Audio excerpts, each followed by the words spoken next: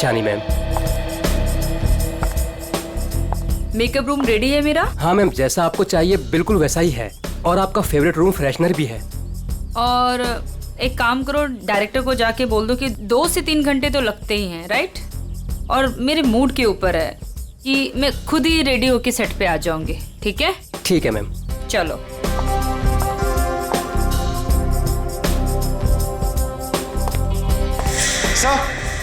Sir, Ishani madam आ गए हैं। आ गई?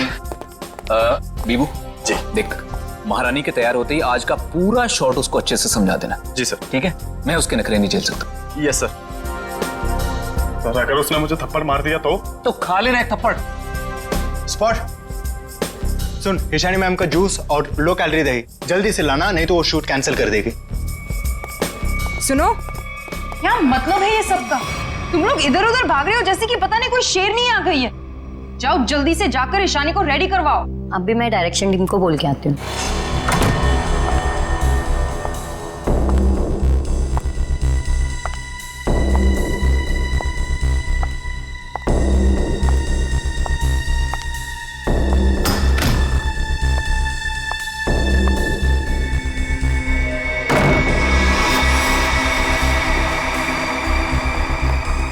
सर, माना कि ईशानी बहुत बड़ी स्टार है, लेकिन हम भी उसके नौकर नहीं है। वही तो, सुबह के 9 बजे से हम रेडी होकर वेट कर रहे हैं और वो अभी तक नहीं आई। इतना वक्त हो गया, 3-4 बार टचअप हो चुका है। तो क्या करूं यार, एक तो विराट सर ने इस नकचड़ी को 1 साल का कॉन्ट्रैक्ट साइन करवा के मेरे सर पे दर्द करके रखा है, और ऊपर से तुम लोग मेरे सर पर चढ़ रहे हो। प्लीज ट्राई टू कोऑपरेट यार। Cooperate my foot. मैं ईशानी के नखरे और बर्दाश्त नहीं कर सकती हूँ। मैं जा रही हूँ यहाँ से। मैं विराट सर के चेक्स वापस कर दूंगी, लेकिन मैं ऐसे काम नहीं कर सकती हूँ। बाय।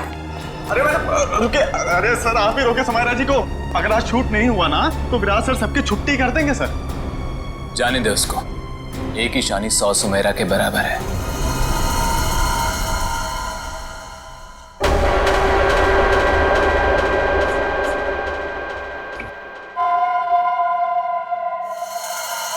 बीबू बहुत देर होगी, देखना कहां पर है, बुला उसको। सर वो सैंडल उतार के मारेगी मेरे मुंह पे। लिख के ले लो, वो वापस नहीं आने वाली है। ईशानी के नखरे ही एक दिन उसे ले डूबेंगे। अरे तू जा, उसको बुला के ले, जा जा। अरे जाना। जा रहा हूं सर।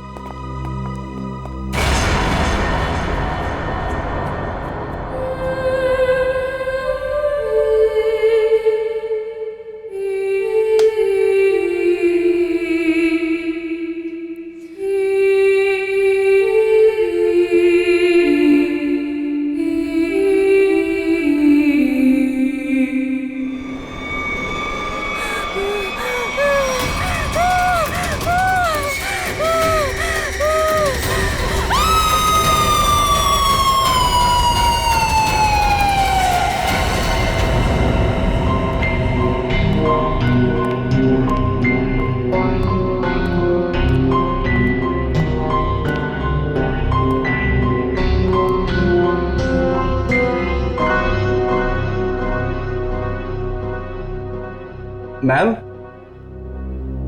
मैम आप रेडी हैं तो मैं अंदर आ जाऊं? मैडम भाग जा यहाँ से, वरना तेरा पैर तोड़ दूंगी।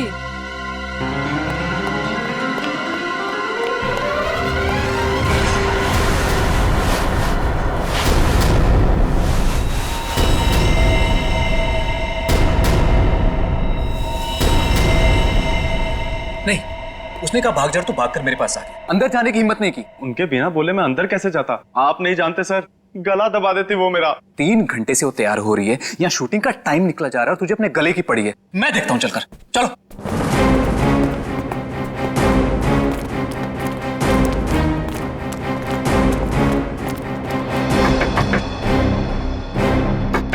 ईशानी। सर प्लीज, मैम गुस्से में लगती है, शूट छोड़कर चली जाएंगी। तो तुम्हें करो, चुप रहो। ईशानी दरवाजा खोलिए, अभी सब नहीं चलेगा, प्लीज दरवाजा खोलिए।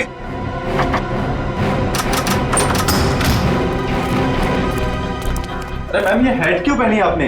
ये तो ब्रीफिंग में है ही नहीं। मैम ऐसे बैठे क्यों हैं? क्या अकड़ है इस औरत के अंदर। ईशानी जवाब दो, हमारी तरफ देखो। ईशानी, ईशानी।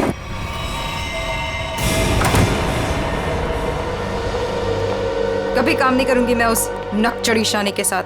मैं भी किसी से कम नहीं हूँ। अरे इतना टेंशन क्यों ले रही हो तुम देखना, मैं तुम्हें इससे बड़ा काम दिलाऊंगा।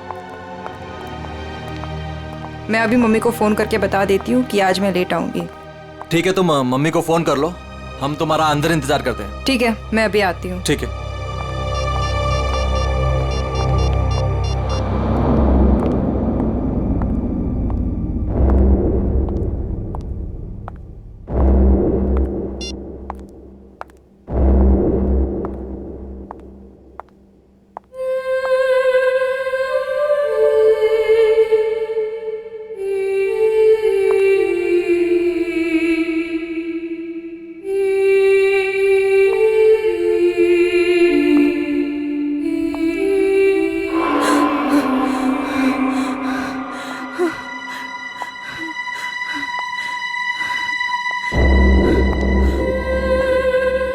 कौन है?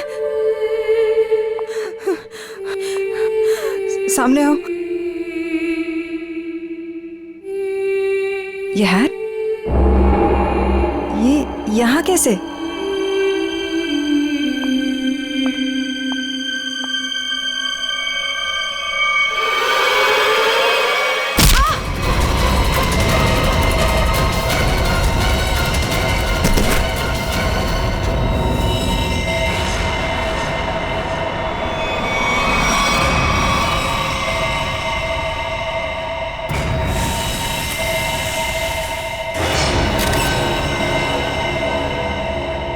बड़ी बेरहमी से गला काट दिया। हाँ सर, ये अजीबोगरीब मेकअप और ये लाल रंग की हैट भी रखी। मारने के बाद इतना मेकअप करता है कातिल, ये लाल रंग का हैट, बड़ा अजीब केस है ये। सर ये मेकअप और सारा कुछ उस कातिल ने ही किया है। अच्छा, आखिरी बार कौन आया था ईशानी से मिलने? मैं गया था सर वहां पे, लेकिन उन्होंने अंदर से ही बोल दिया कि भाग जाओ वरना तुम्हारी टांगे तोड़ देंगे। टांगे तोड़ दूंगी? क्यों? सर एक्चुअली ईशानी अपनी मर्जी की मालकिन थी और वो अपनी मर्जी से ही शूटिंग पर आती थी। अगर गलती से भी उसको किसी ने कुछ बोल दिया तो कभी भी शूटिंग छोड़कर चली जाती थी। सर इसका मतलब काफी लोग होंगे जो ईशानी को नापसंद करते होंगे। ईशानी? क्या हो गया ईशानी को? किसने किया ये सब? आप कौन है आप? जी ये जो एड शूट हो रही थी ये मेरी एड है, मैं मालिक हूँ इस कंपनी का। ठीक है, इधर आइए थोड़ा। अच्छा बीबू, तुम वापस कितनी देर बाद आए थे प्रीतम और लोगों के साथ? सिर्फ कुछ सेकंड्स में, अगर कहें ज्यादा से ज्यादा बस 1 मिनट। 1 मिनट में? 1 मिनट में इतना सब कुछ किया? सर सर 1 सेकेंड, यहाँ पे एक फिंगरप्रिंट मिला है और बाकी सब कपड़े ठीक है, मगर बस ये तो देखिए सर, ऐसा लग रहा है किसी ने कैंची से काटा है सर।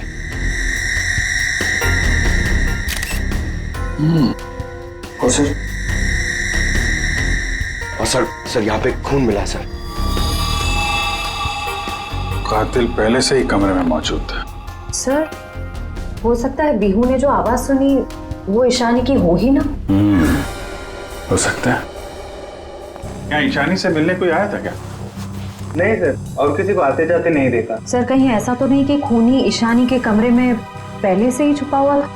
एक्चुअली यही हुआ है, आदमी पहले से छुपा हुआ था, फिर वो खून करता है बेरहमी से, फिर इतना सारा मेकअप लगाता है, चेयर पे बैठाता है और लाल रंग की हैट पहनाता है। सब करने में टाइम तो गया ही होगा।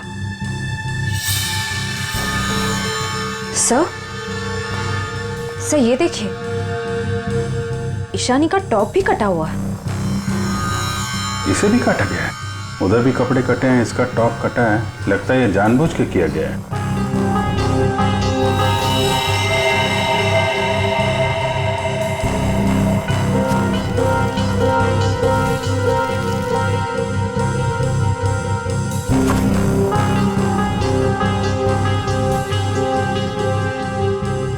सर ये कॉटन सॉक्स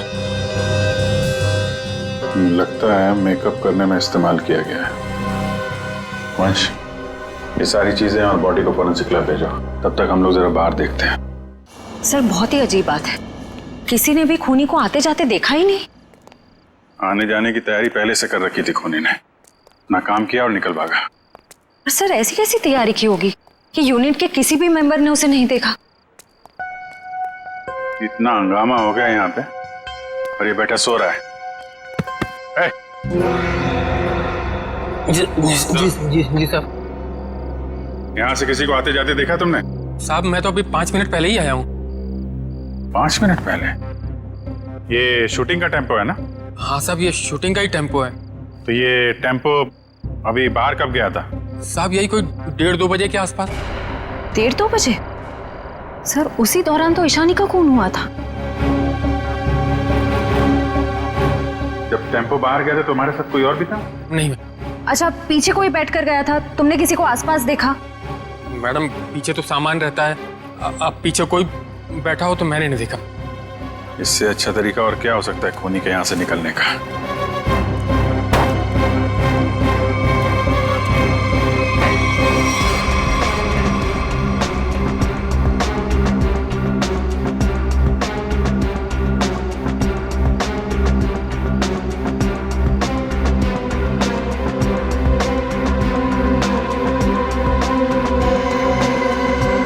पीओपी का टुकड़ा ये यहाँ क्या कर रहा है? शूटिंग में तो कहीं भी धूल मिट्टी थी नहीं।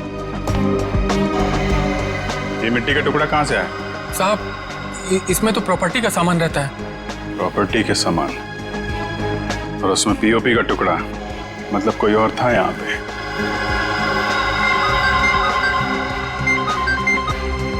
हेलो, क्या? कहाँ पे?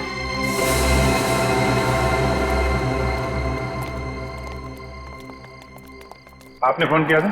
जी सर, मैं मानिक हूँ, इस दुकान का मालिक। ये मेरे वॉचमैन ने फोन किया था आपको। ये देखिए ना सर, यहाँ लाश है। दुकान खोलो जा। जी सर। तुम यहीं रुको। जी साहब।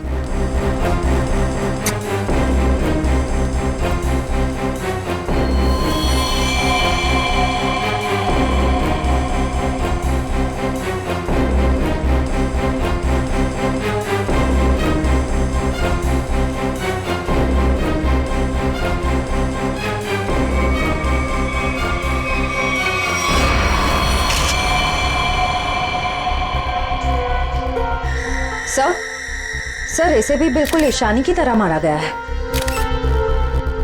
ये देखिए, किसी पतली धार वाली चीज से इसका गला काटा गया है।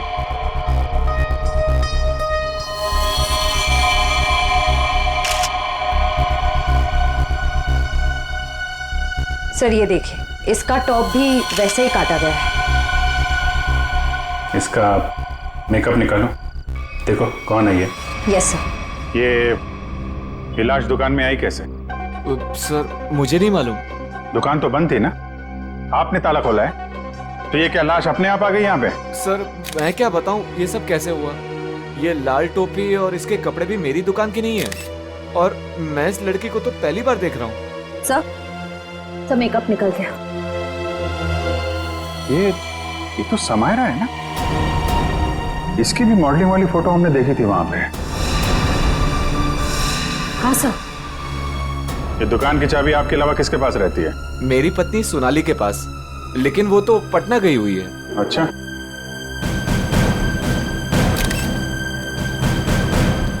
तुम्हारी ड्यूटी में एक आदमी यहाँ पे खून करता है, उसकी लाश को यहाँ दुकान में रख दिया। क्या कर रहे थे तुम? कुछ देखा नहीं तुमने? देखा ना साहब, पर वो खूनी है ये कैसे पता चलता? हा? कैसा था वो? था नहीं साहब, थी। वो एक औरत थी, उसे मैंने जाते हुए पीछे से देखा था। उसने लाल रंग का कोट पहन रखा था, उसके बाल लंबे थे और उसने सर पे एक लाल टोपी पहन रखी थी। और हाँ साहब, उसने डस्टबिन में कुछ डाला था। मतलब सर, खूनी एक औरत है? कहाँ है वो डस्टबिन जिसमें उसने कुछ डाला था? वो वहां।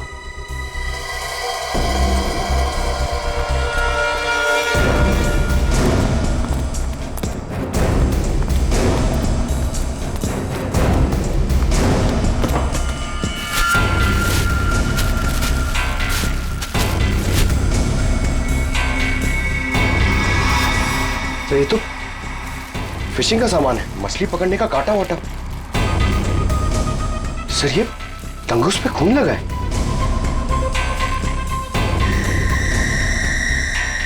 ओह, लगता है इसी का इस्तेमाल किया गया है खून करने में। भरे दिन के उजाले में शूटिंग पर कोई मेकअप रूम में घुसता है और ईशानी को मार डालता है, और तुम में से किसी ने कुछ भी नहीं देखा और ना कुछ सुना है? ये कैसे हो सकता है? सर एक्चुअली ईशानी की परमिशन के बिना उसके कमरे में कोई नहीं जाता था। इनफैक्ट उसने बीबू को भी दरवाजे के बाहर से ही भगा दिया, और उसके बाद जैसे ही हम लोग गए तो देखा वो मरी हुई थी। चलो सर ये कास्टिंग डायरेक्टर है कीकू। लेकिन सर मुझे यहाँ क्यों लाया गया है? मैंने समायरा और ईशानी का गला थोड़ी काटा है। ए, चुप! तुम ही वो कास्टिंग डायरेक्टर हो ना, जो ईशानी और समायरा को जानते हो उनके मॉडलिंग की शुरुआत के दिनों से? जी सर। और विराज की शूटिंग पर तुमने ही भेजा था ना उन दोनों? हाँ सर। मतलब तुम अच्छी तरह से जानते थे कि वो कब और कहाँ मिलेंगी? देखिए सर, गलती हो गई, अब मैं किसी को कहीं नहीं भेजूंगा। दरअसल 5 साल पहले ही मैंने वो काम छोड़ दिया था। 5 साल पहले काम छोड़ चुके थे? कुछ लड़कियों ने मेरे खिलाफ केस कर दिया था, उस वजह से मेरा ऑफिस भी बंद हो गया। तो फिर कल तुमने ईशानी और समायरा को विराज के शूट पे कैसे भेजा? दरअसल दोस्ती दोस्ती में विराज के शूट पर उनको भेज दिया था सर, लेकिन इन सब से मेरा कोई लेना देना नहीं है सर। फिलहाल तो हम मान लेते कि तुम्हें कुछ नहीं मालूम, तुमने कुछ नहीं किया। लेकिन एक बात याद रखो, अगर जरूरत पड़ी तो तुम लोगों को हम फिर से बुला लेंगे। जा सकते हो तुम।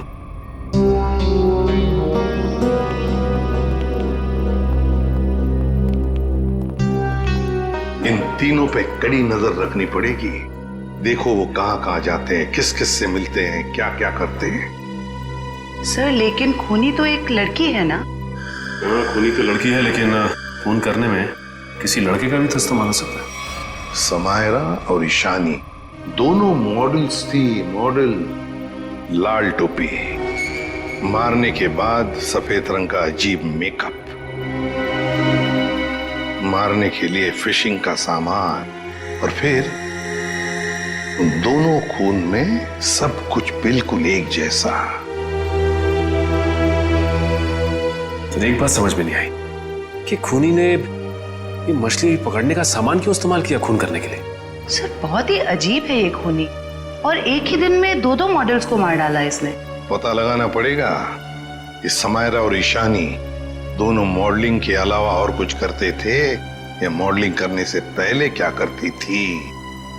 कहीं दोनों के बीच में कोई संबंध तो नहीं था, पता लगाना पड़ेगा।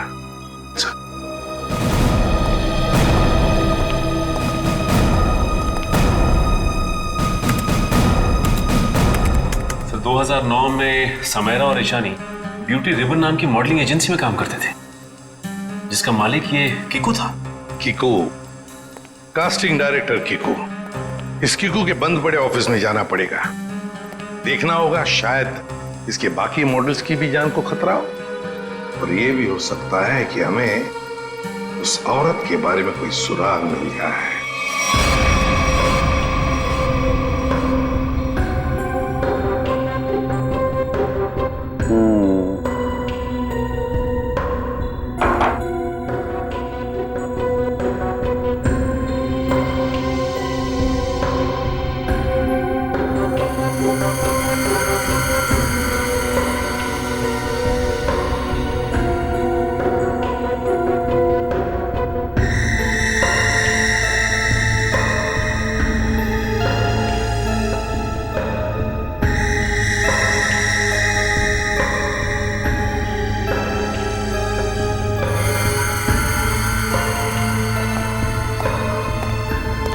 सर हमारा शक बिल्कुल सही निकला। खून करने के लिए इस्तेमाल किया गया ये हथियार एक खास तरह का फिशिंग किट ही है।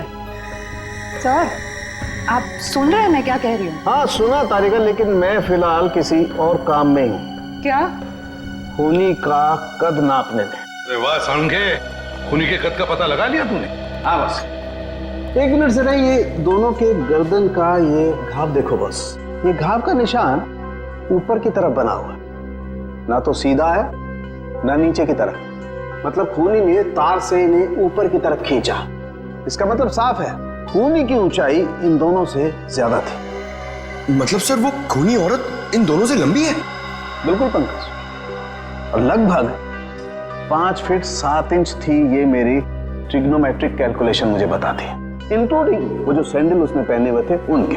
एक बार हाथ में आ जाए ना तो ऊंचाई भी नाप लेंगे। 5 फुट 7 इंच की लड़की जिसके लंबे और सीधे बाल हैं। और सर, या तो उसे फिशिंग करने का, मछली पकड़ने का शौक था, या तो फिर किसी खास मकसद से उसने ये सामान, ये फिशिंग किट का इस्तेमाल किया होगा। सांख्य, लगता है इस मछली पकड़ने के तंगूर से, इस तार से इन दोनों के गले को काटा है। बिल्कुल बॉस। डॉक्टर साहब, जो प्लास्टर ऑफ पेरिस जैसी मिट्टी मिली थी हमें, उससे कुछ पता चला क्या? हाँ पता चला सचिन। बॉस, वो सामान मूर्ति बनाने के काम में आता है। मूर्ति बनाने का? बॉस, टेस्ट चल रहे हैं, बाकी का भी पता चल जाएगा। तो कब बताएगा सांख्य? बताऊंगा थोड़ी देर में, लेकिन एक खास बात और बताना चाहता हूँ। वो क्या है? बॉस, ये देखो, ये है वो तार जिससे खूनी ने इनका गला काटा। खूनी जब इनका गला काटने की कोशिश कर रहा था, इन लोगों ने अपने बचाव में हाथापाई की होगी। उसी झड़प के दौरान खूनी का पलक का एक बाल मुझे इस तार पर से मिला है। मतलब तू अब इस बाल का डीएनए टेस्ट करेगा, है ना? करना ही पड़ेगा। एक खूनी लड़की जिसका कद 5 फुट 7 इंच है, जिसके सीधे और लंबे बाल है, जिसे मछली पकड़ने का शौक है और शायद मूर्तियां बनाने का भी। बस इतना भी काफी है हमारे लिए, इस लड़की को ढूंढने के लिए। मछली पकड़ने का खास सामान लेके चलती है तो समंदर के किसी किनारे में कुछ तो पता चलेगा ही उसके बारे में। पर सर, हमें सिर्फ उसकी ऊंचाई, उसके काले सीधे बाल और उस टोपी के बारे में पता है। सिर्फ इतनी इंफॉर्मेशन के बलबूते पर उस तक पहुंचना थोड़ा मुश्किल लगता है सर। कोशिश तो करनी पड़ेगी श्रेया, अपने आप तो चल के आएगी नहीं हमारे पास, है? हाँ वंश, इन्हें बता दिया ना हमें किस लड़की की तलाश है? जी सर। हाँ, तो क्या जानते हैं उस लड़की के बारे में आप? साहब, आप लोग ऐसी औरत के बारे में जानना चाहते हैं ना जो मछली पकड़ने के लिए बोट का इस्तेमाल करती है? बिल्कुल। ऐसी तो बहुत औरतें आती है हमारे यहाँ पर। देखिए, जिस लड़की की हमें तलाश है वो लंबी लड़की है, 5 फुट 7 इंच की होगी, लंबे बाल हैं, सीधे बाल हैं, और उसकी उम्र तकरीबन 25 से 30 साल के बीच में। लंबे बाल, 25 से 30 साल की उम्र, ऐसी 2-3 लड़की आती है हमारे यहाँ पर। हमें उनके नाम और पते चाहिए। आप जब वोट देते हैं तो नाम पते तो लिखते होंगे ना? जी साहब।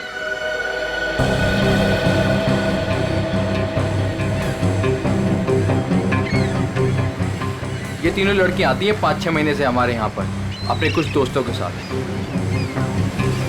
केशा, एनी, शिखा। केशा, एनी और शिखा। मिलना पड़ेगा इन तीनों लड़कियों से। देखते हैं इनमें से कौन है वो लाल टोपी वाली लड़की। सर, कीकू जी ने टैक्स की चोरी की थी और कुछ लड़कियों के पेमेंट ना देने की वजह से इनकी शिकायत की थी, इसीलिए ऑफिस बंद हो गया।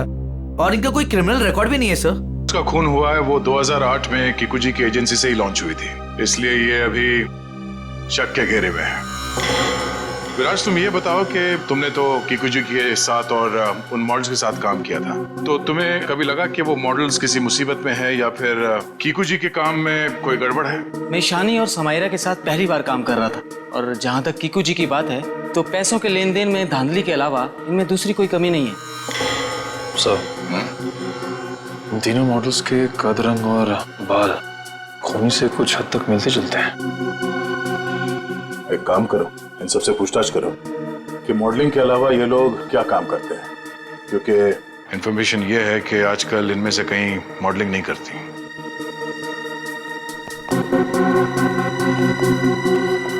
एनी, 2012 में आप मॉडलिंग छूट चुकी थी। हाँ। अब आप क्या करती हैं? अभी मैं एक फिशरी स्टोर चलाती हूँ। शिखा, राइट? जी।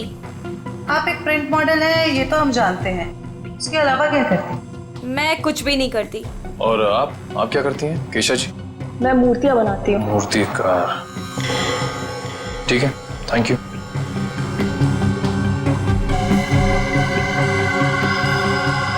तो बिल्कुल खूनी की प्रोफाइल जैसा है।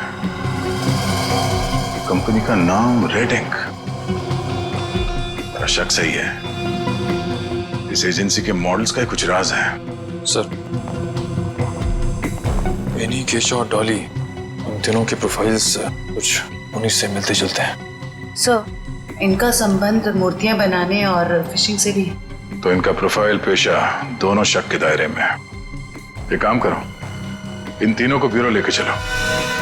सर, खूनी की लड़की ने जिस तरह के कपड़े पहने थे उस तरह के कपड़े आ गए सर। Very good.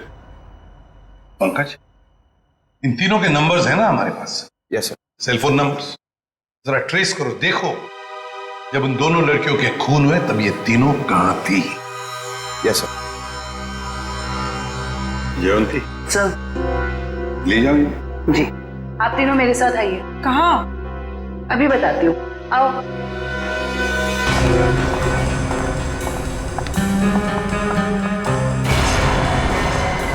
अरे साहब, ये तो वही कपड़े और टोपी है जो मैंने उस रात उस औरत को पहने हुए देखा था।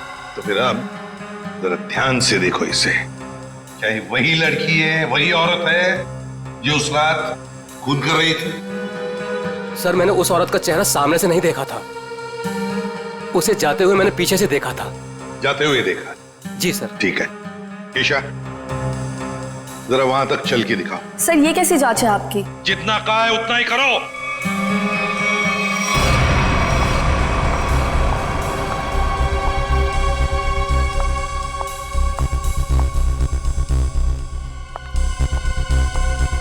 नहीं साहब। नहीं? ठीक है, आप आइए मेरे साथ।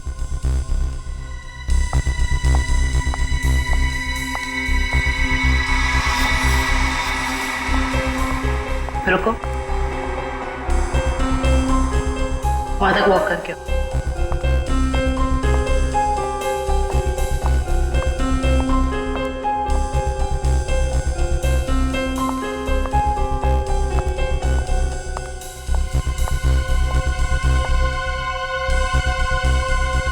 ये भी नहीं है सर। आइए।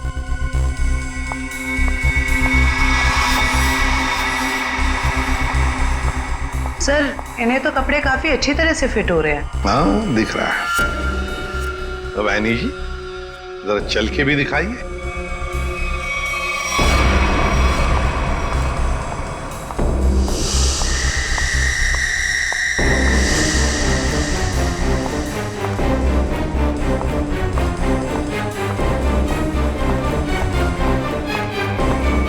यही है सर, बिल्कुल यही है सर। क्या बक रहे हो?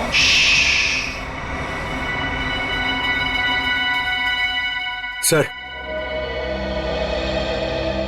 सर जिस वक्त समायरा का खून हुआ था, आनी का फोन उसी एरिया में था। सुना है नहीं? उसी इलाके में था तुम्हारा फोन जिस वक्त ईशानी और समायरा का खून हुआ था। तुम जा सकते हो। और मैं? आपको तो रुकना ही पड़ेगा। सर, मैं क्यों नहीं जा सकती? वो इसलिए कि खूनी की चाल और तुम्हारी चाल बिल्कुल वही है। और तो और सबसे बड़ी बात कि तुम्हारा फोन उसी इलाके में मिला जहां पर इन दोनों लड़कियों का खून हुआ। सर, इन सब का क्या मतलब है? I mean, दो लोग एक जैसे दिख सकते हैं ना?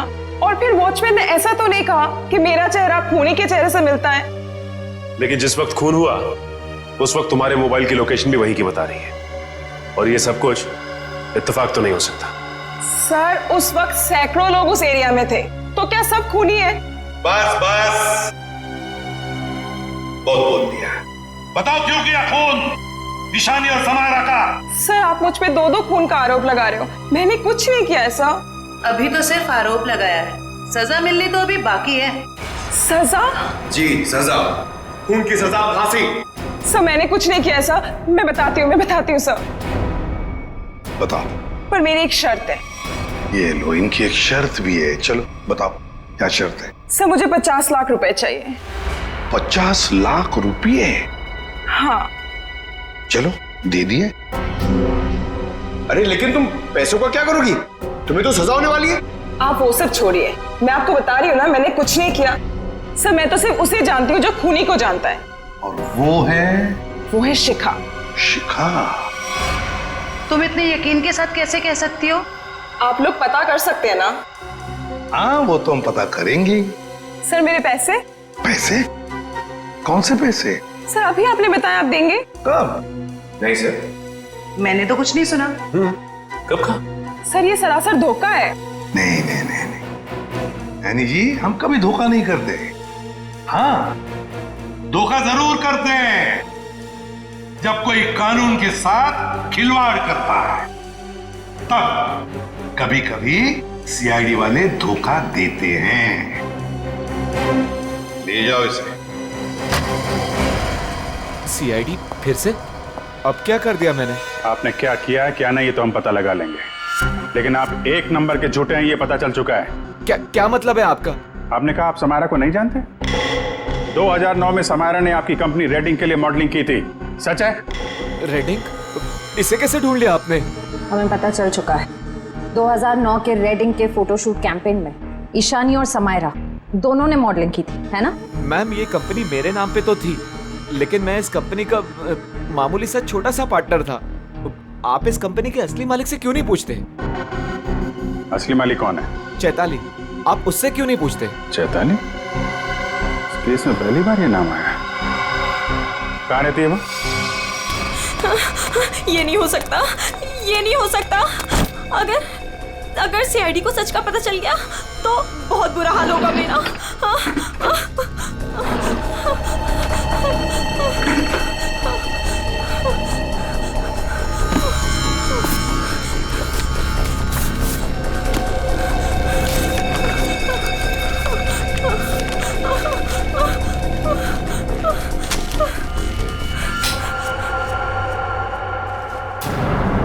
कौन है? ये लाइट क्यों बंद कर दी? ये लाइट्स किसने ऑफ की?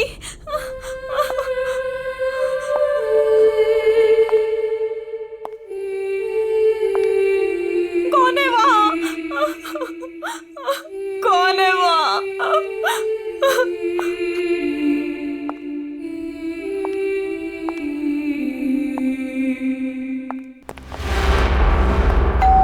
ये शिका सच्चाई बता क्यों नहीं देती? सर पहले कुछ सच बता देती तो किसी की जान ही बच सकती थी।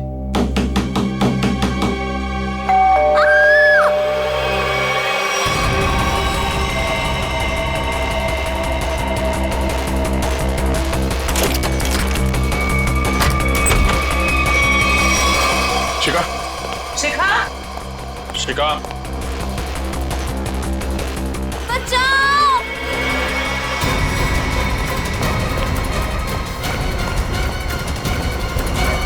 शिका, शिखा,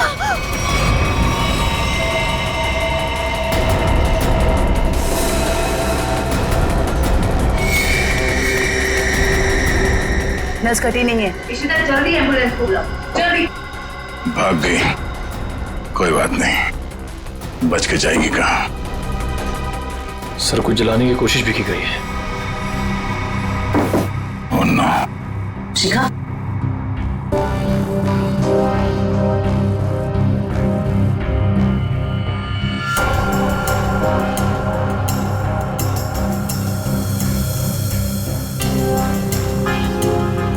इतना लंबा बाल शिखा का तो नहीं हो सकता। तो भागते भागते बाल छोड़ गई।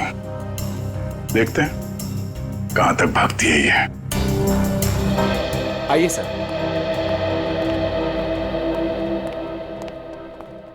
सर मैं यहाँ तब से नहीं आया जब से मेरी और चैताली की हिस्सेदारी वाली कंपनी बंद हुई है। पता नहीं है वो कहाँ है। घर की अच्छी तरह से तलाशी लो, देखो क्या मिलता है।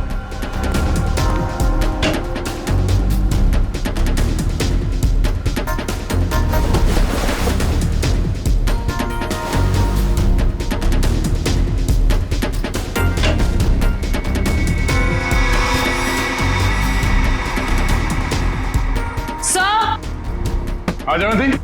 सर ये देखिए,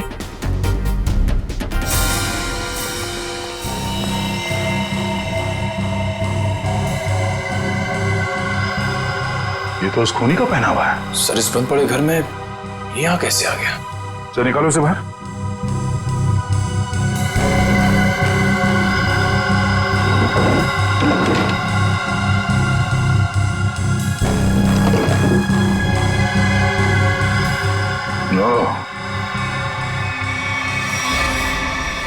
चक्कर है।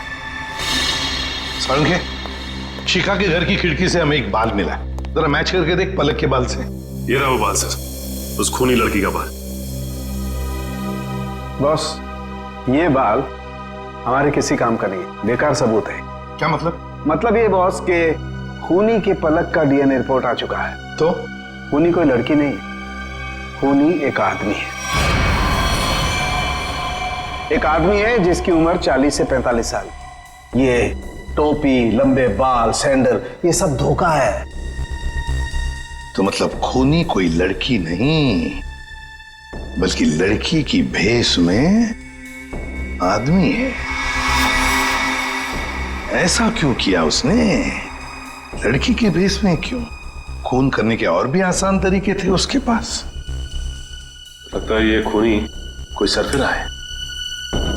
खूनी कोई सरफिरा नहीं, शैतान दिमाग का आदमी है ये, शैतान दिमाग का। सोच समझ के सब कुछ कर रहा है ये। एक काम करते हैं, जितने भी लोगों पर शक है ना, सबको यहां बुला लो, सबका डीएनए टेस्ट करते हैं। आप बताते क्यों नहीं कि हम सब लोगों को यहाँ पर क्यों लेकर आए हैं? ऐसी जगह लाए कि हमारा कोई टेस्ट होने वाला है। और आप लोगों को हम सब पे शक है कि हमने खून किया है। लगता है हम सब बिना जुर्म के सजा भुगतने वाले हैं। बस बहुत हो गया। खूनी को ढूंढने का हमारे पास यही एक रास्ता है।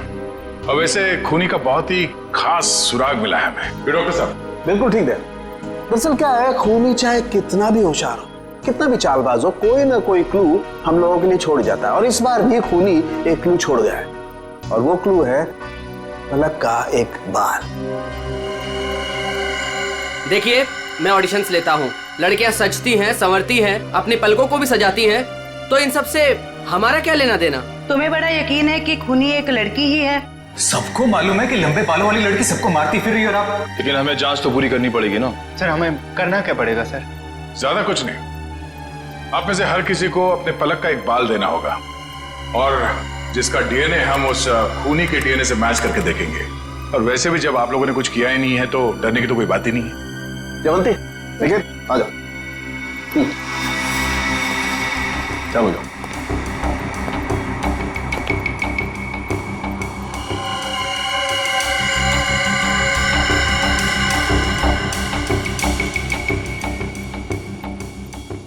देखिए प्लीज, मेरी तबीयत ठीक नहीं लग रही, मुझे चक्कर आ रहे हैं, मुझसे ये सब नहीं होगा। अच्छा, तुम्हारी तबीयत भी अभी खराब होनी थी? सर आप इस जांच को बाद में भी कर सकते हैं। चलो प्रीतम, मैं तुम्हें हॉस्पिटल ले चलता हूँ, चलो। और चैताली किसी हॉस्पिटल में है क्या? निखिल,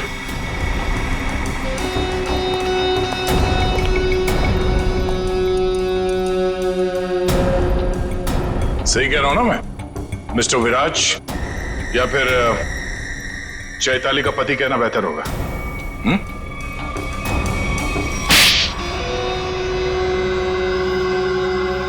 चैताली कहाँ है बताओ? चैताली अब इस दुनिया में नहीं है, और जिनकी वजह से वो इस दुनिया में नहीं है, मैंने उन सबको, समायरा और ईशानी, उन दोनों को भी चैताली के पास पहुंचा दिया।